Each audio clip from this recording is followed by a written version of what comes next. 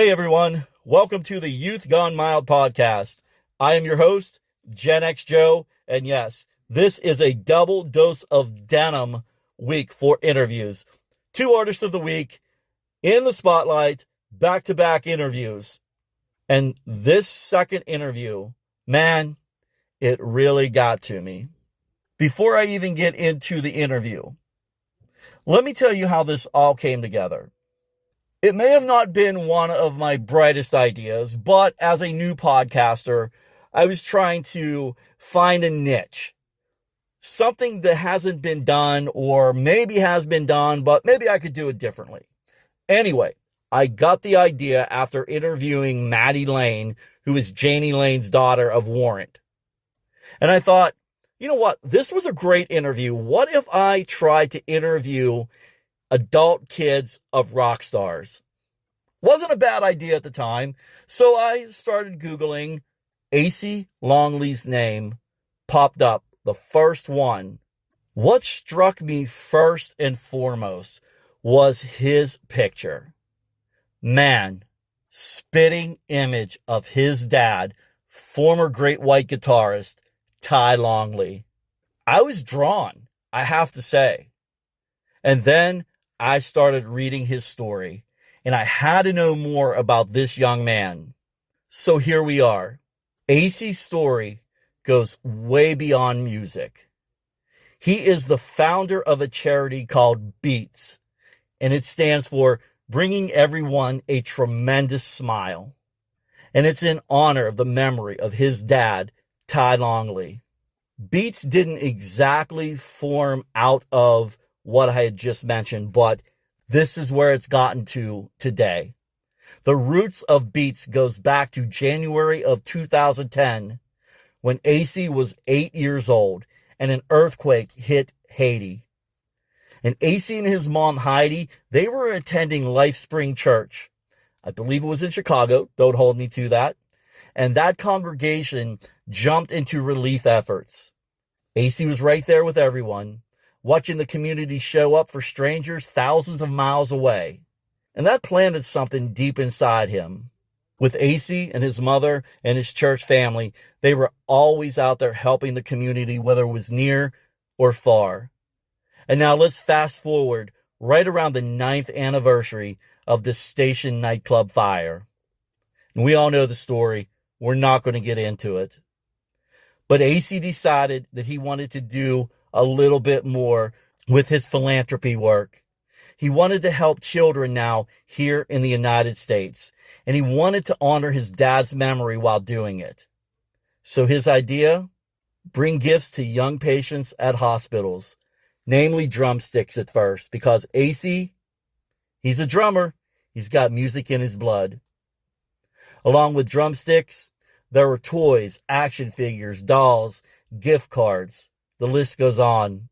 It was just something to make a sick kid smile on a hard day is what Acey wanted to do. So his mom, Heidi, she reached out to her contacts in the rock world. And I'll tell you what, that community showed up. Donations of drumsticks started arriving from musicians, from Kiss, Fleetwood Mac, Three Doors Down, REO Speedwagon, and yes, Great White with Mark Kendall, and also Jack Russell's own Great White. I'm telling you right now, this interview is going to make the hardest rockers out there shed some tears. So this episode, right now, with Acey Longley, it's proudly sponsored by Celebrity Events by Lisa Gandia.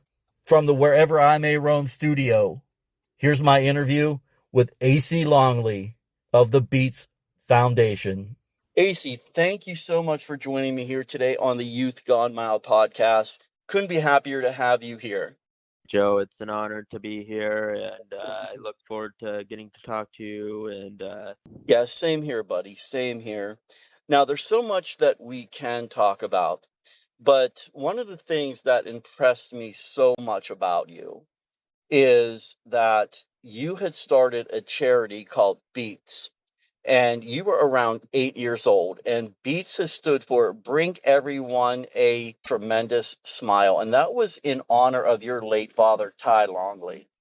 Yes, sir. Of course, growing up without a father figure, I knew things were always going to be a little bit different for me compared to others, especially seeing those who did have their fathers around. I just always thought it would be a unique, great way to not only help others, which is a passion of mine, but it would have been a great way to keep my father's memory and legacy alive.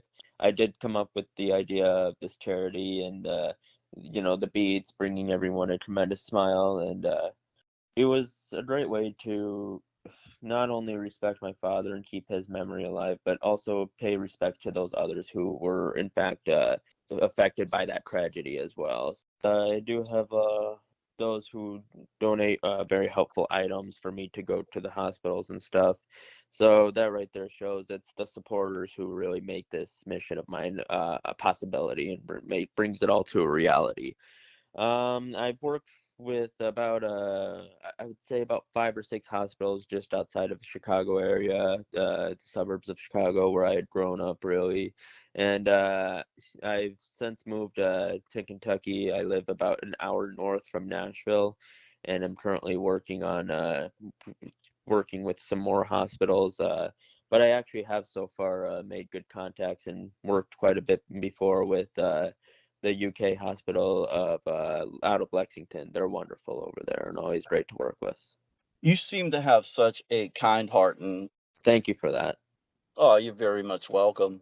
Being that your father was a musician and a talented one at that, and one of the greatest bands out of the 80s of Great White, you also yourself are a musician playing the drums. Yes, sir. I've taught myself a little bit about how to read music and especially online, but I've also had drum lessons before about playing the basics and simple time signatures and stuff like that. So a little bit of both. Nice. I've jammed out a bit with other kids and stuff like that around my age, and I make the best out of what I'm capable of. And kind of going back to having a kind heart and soul, something else that struck a chord with me, no pun intended, with being from a musical family, but you at some point made the determination that for a career you wanted to be a firefighter. Well, yes, I've stated in interviews before that the top main reason why I really wanted to do that was to do my best and make sure that tragedy like that never strikes again. And I've wanted honestly to do a little bit of everything really. I would love to continue to do this philanthropy work with the hospitals for the hospitalized children. I would love to be a firefighter, putting out all those fires and preventing tragedies. And I also would love to continue to play the drums, so why not do it all? Absolutely, why not? So, what is on the horizon for you with the charity or the foundation? Well, actually, I have announced on social medias that this upcoming Father's Day, I do in fact plan to pay tribute to not only my father, Ty Longley, but as well as Great White's frontman, lead singer, Jack Russell, who was absolutely like an uncle to me. I'll get into that in just a couple of minutes after I explain this, but what I'm doing for now is continuing to collect donations for the hospitalized children, and I'm probably not going to be able to travel to the hospital I work with because of my injury, but I do, in fact, plan to somehow get all the donations out to the hospital that I work with in Lexington because they're wonderful out there. It's Shriners of Lexington. Um, what meant about Jack Russell being an uncle to me is he always was very reliable. He would look over footage of me playing the drums and always tell me what I'm doing wrong and right. He always would tell me what he remembers about touring with my father and how reliable he was and how much they got along. Really, he just about always was there for me. So I really owe the tribute to him. Yeah, it seems like, almost like, and I don't mean this in a disrespectful way, but it seems like he's or was another father figure to you. Oh, absolutely, yeah. Yeah, I always called him Uncle Jack, yeah. That's awesome. And, God rest his soul, man. He had one of the greatest voices of hard rock out of the 80s. Strongly agree. Thank you for saying that about him. I know I appreciate it, and he would appreciate that too, and I'm sure my father Ty would appreciate that as well. So thank you. Speaking of your father, if he was still with us today, where do you think his musical career or journey would have taken him? I think he would do a lot more than just Great White. I think he would do whatever he wanted, really. I think he would continue to do what he loved, really, because I often hear that he always was on his guitar. So why would he not continue to do what he had loved, with or without Great White? Just watching footage and so forth like that. I mean, he gave it his all on stage. Oh, I appreciate that tons. I know he did, and yeah, that's actually that. Now that you say that, that does remind me that my uncle Jack used to often say that too. You know, he would always say about my drumming, do exactly what me and your dad always did. Give it your all. Just give it all from the heart. Besides, Jack stepping in a little bit as a father figure for me, and of course, me having a great father figure like my dad, Ty Longley, and all. I have to brag on you for a minute. I did notice that you, in fact, seem like a good father as well. You rescheduled this interview to be at your son's game, and it just goes to show you put the kid first. So good for you. Well, thank you. I do appreciate the kind words. Yeah, I definitely have to put family first. And, actually, we misspoke in the message that I sent you. He actually wound up winning the championship. Oh wow, really? Okay, very big congratulations to him. Yes, yes, and I try to keep him level-headed, not get a swelled head. Some kids out there nowadays, they want to, show off and, do the gritty and everything like that. And I'm like, man, humble gives you more of an appeal than showmanship sometimes. Okay, so yeah, what did he play? I think soccer, football. You told me. Well, yeah, he plays all of those sports. I know we had a little conversation, but this was the basketball season. Oh, okay, okay, okay. Does he have any favorite teams he looks up to? No, well, being that he's 11, those kind of go from season to season. I try to Uh, keep him a diehard Pittsburgh fan, but uh, one minute he's a, we'll say, Chicago Bears fan, and next uh, minute he's an Oakland Raiders fan or a New York Yankees fan. So he's scattered. He'll find his groove and niche for a team at some point. yeah. Well, that's more good parenting on keeping him dedicated to all the Pittsburgh teams. I always say, nobody can break through the steel curtain, so that's why it's best to always root for the Steelers. Oh, 100%, man. I love it. Uh, And I know your dad was from Pittsburgh. yes, close by. Yeah, nearby in the area. Yeah, yeah.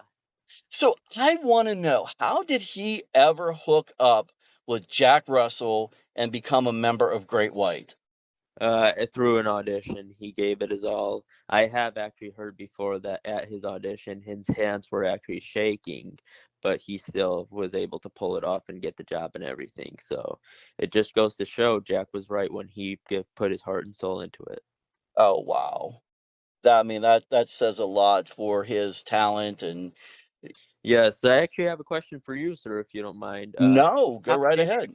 you come across Great White, and how did you come across myself? Like, did you grow up listening to their music, and did you see my stories online or something?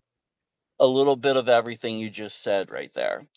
Being that I'm from that Gen X era, I Mhm. was always into hair metal, hard rock, heavy metal.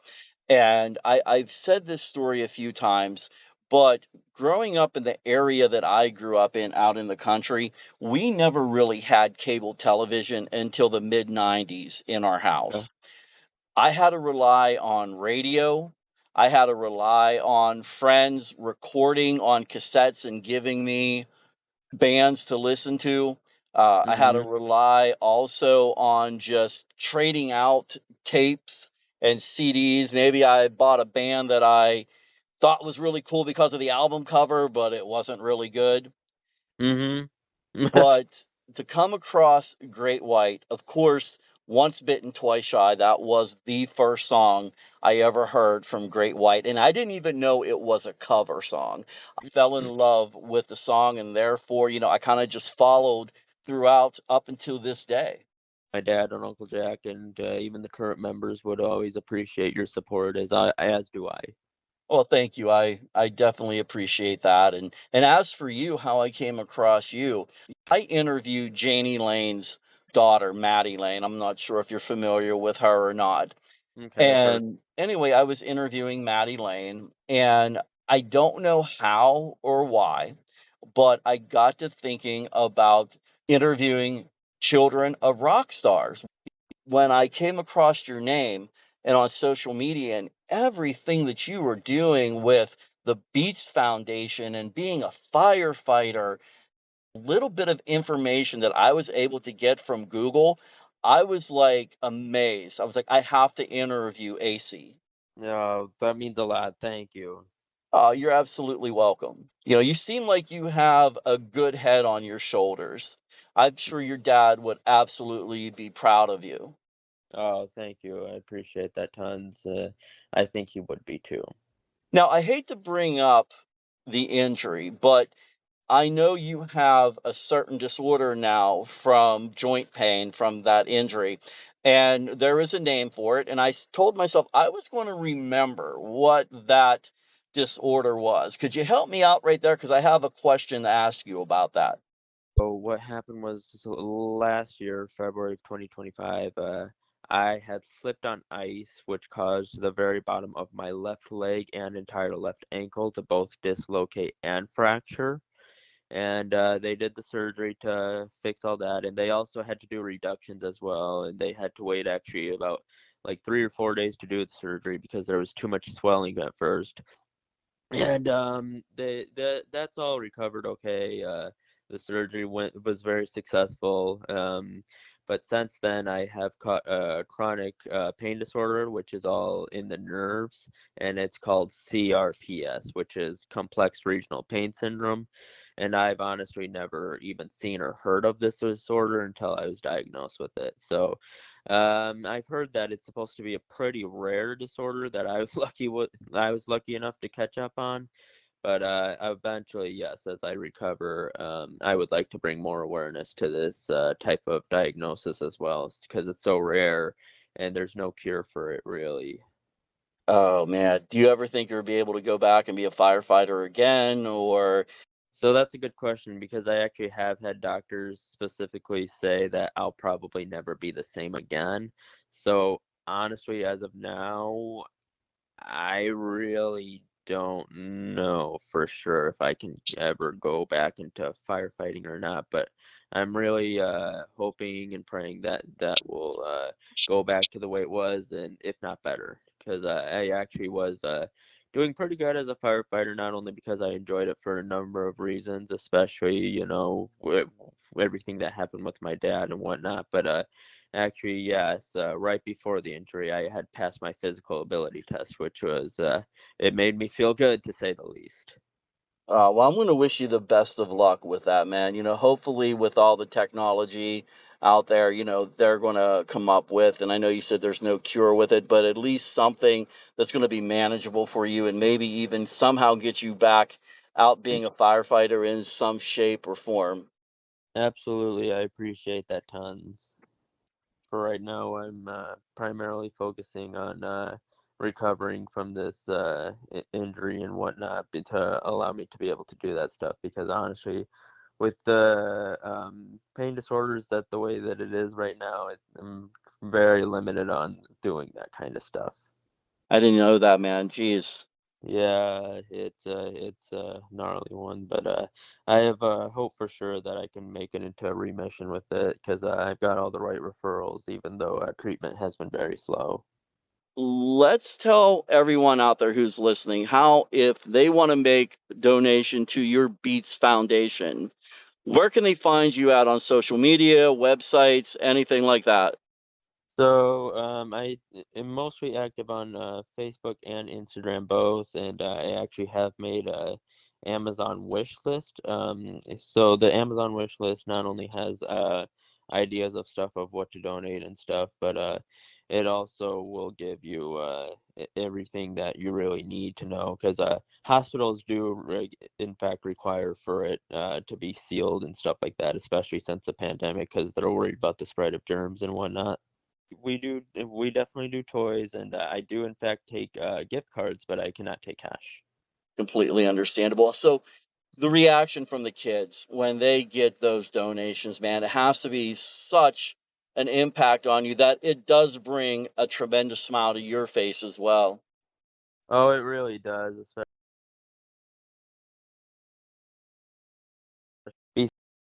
besides taking in toys and stuff.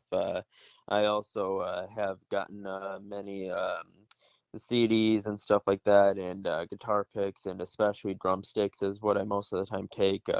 Kiss has previously donated, REO Speedwagon. My father's band at Great White actually did, and as well as Hatebreed. And actually, I'd like to give a personal shout out and thank you to the drumstick company Vader, and my cymbal company Zildjian as well, for being very supportive and donating as well. Kids absolutely love that stuff, especially the drumsticks. And a good friend of mine has in fact reached out to Mr. Bickforth himself, who was not kind enough to not only donate to my charity, but he in fact was the first one to make me my very own signature custom drumsticks Oh, that wow. I have, and I wrote him a very heartfelt thank you card that I in fact have happened to hear that was hanging on his bulletin board in his office before he had peacefully passed. Aw. Sounds Yeah. like, there's a lot of wonderful musicians out there that, care enough about the kids and you and the foundation. That brings a big, everlasting smile to my face as well. Oh, I'm glad to hear. Yeah, the other bands and even the companies that have donated really all have been like a second family to me since not even so much since I was a kid, but almost my whole entire life really. And Warrant had actually also donated before the pandemic, a few years beforehand, and so they've all been very supportive, and have also been very encouraging about my drumming career as well. So they really always have been like a second family to me. Oh, that's great. Now, one last thing before we wrap up the podcast, and if you don't want to answer this, that's fine. I completely respect that. But how is your relationship not only with the members of your Uncle Jack Russell's Great White, but how is it with the actual remaining members of Great White?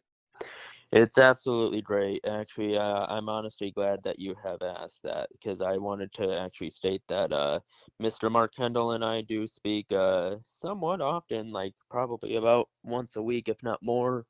And 9 times out of 10, he will tell me about how much he absolutely loves and misses working with not only just my dad, but also my Uncle Jack as well. I would strongly say and consider that he always has and always will have mad respect for Jack and my father both. So yeah, I'm glad that you asked that. Honestly, yes, they're good guys. Awesome. And I had the privilege of interviewing Mark not too long ago. And any final thoughts you want to say before we wrap up the podcast episode for today? That all of my supporters should absolutely love each other, because as my dad and Uncle Jack and even Mark would say, that when your fans approach you about how much they love what you do, they very quickly do in fact become like friends to you. Yes, 100%. And some of them even become family in some ways. Yeah, sometimes they really do. Yeah. So yeah, I would honestly say that you're a good buddy of mine, Joe, because I appreciate not only how supportive you've been of not just me, but how supportive of you have been of my dad, Uncle Jack, and even Uncle Mark. Well, thank you. Those are very kind words, man. And as I said earlier, dude, you have such a great head on your shoulders, man. Keep up the great philanthropy work that you're doing. And, I'm going to wish you the best in a musical career. And, hopefully we'll get you back out there fighting fires soon. All right, appreciate that tons. Look forward to it. All right. I'm not crying. You're crying. You know you are. Man, Acey, I just got to say, you are an amazing young man. I'm praying that everything works out for you. You got a little bit going on in the world right now for you, but I could guarantee, man, bringing everyone a tremendous smile, that's your calling. And I hope there's a tremendous smile on your face right now. For anyone that wants to donate to the B.E.A.T.S Foundation, Acey does have a wish list on Amazon.com. You can go to my Facebook or Instagram site. There's a link for the wish list. Otherwise, for any donations, they can be sent to P.O. Box 61, Alvaton, Kentucky, 42122. That address again, P.O. Box 61, Alvaton, Kentucky, 42122. And B.E.A.T.S does not accept cash donations. All right, Acey, I'm going to say this to you and to everyone else out there. Rock loud, live proud. Peace out. Props everyone for listening to the Youth Gone Mild podcast. I'm Gen X Joe.